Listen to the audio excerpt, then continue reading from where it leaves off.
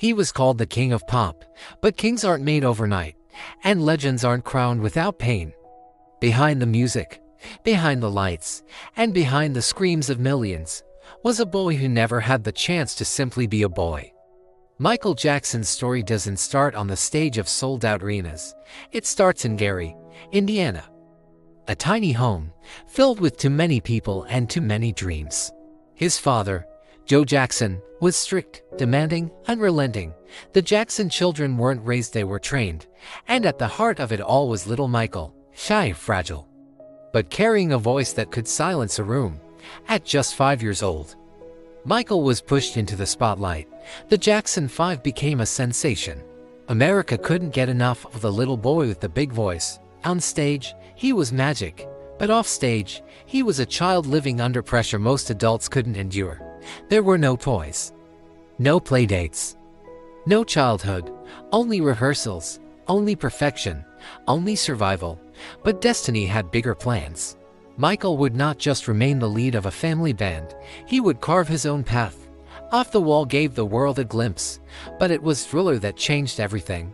Suddenly, Michael wasn't just a singer, he was a global phenomenon. Thriller became the best-selling album of all time. The moonwalk became an immortal symbol, and Michael Jackson became untouchable. But here's the truth, the higher you climb, the lonelier it gets.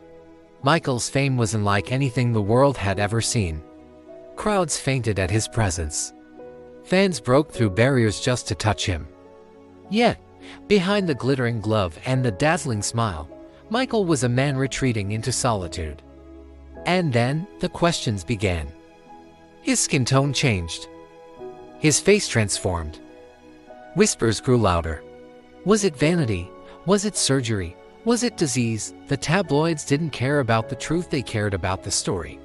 And the story was that Michael Jackson was no longer the boy the world thought they knew. But the whispers didn't stop there. Allegations began to follow him.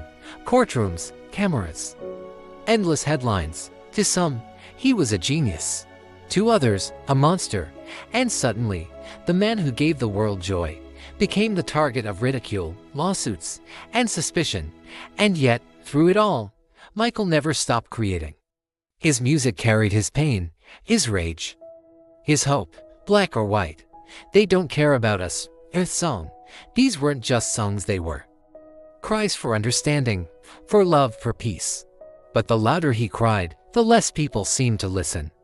By the 2000s, Michael was a man trapped between past glory and present chaos. He planned a comeback tour that would remind the world who he was. This is it. The stage was set. The world was waiting. But then, came June 25, 2009. The world stopped. News broke that Michael Jackson was gone. At just 50 years old, the King of Pop was dead. The cause, a cardiac arrest, triggered by medications that were supposed to help him sleep. But was it truly an accident? Or was it the final act of a man crushed under the weight of fame, pain, and pressure in the days that followed? Tributes poured in, streets filled with people mourning. His music climbed the charts again. And the question echoed louder than ever: who was Michael Jackson, really?